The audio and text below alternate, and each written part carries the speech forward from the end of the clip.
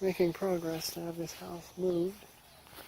And we just had the condenser cut loose. It wasn't even on a pad. And there was no freon in the system. And it's a 3-ton, not a 4-ton like I thought. And there were the lines.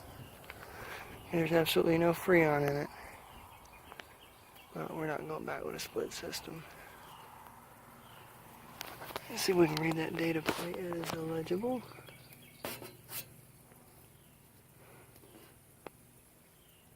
Yep, illegible. Try to get some pounding on it, but there's absolutely no freon in the system. Let's see here. None. So they checked that, but they cut it loose, and there was no freon. And this thing here is original to the house from 1991 or 2.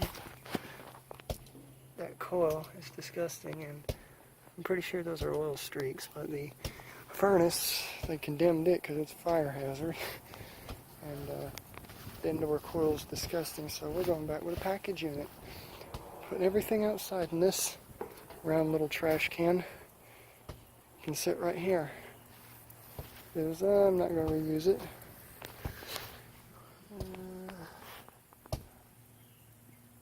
It's a Bristol compressor. I got rid of the wasp nest that was in here.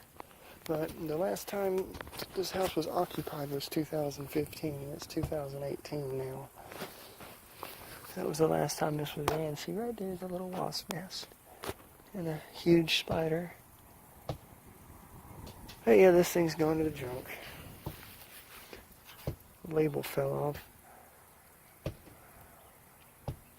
Coleman Evcon. Yep. There's ants too. Yeah. There's where it once sat. There's where it is now. See y'all in the next video.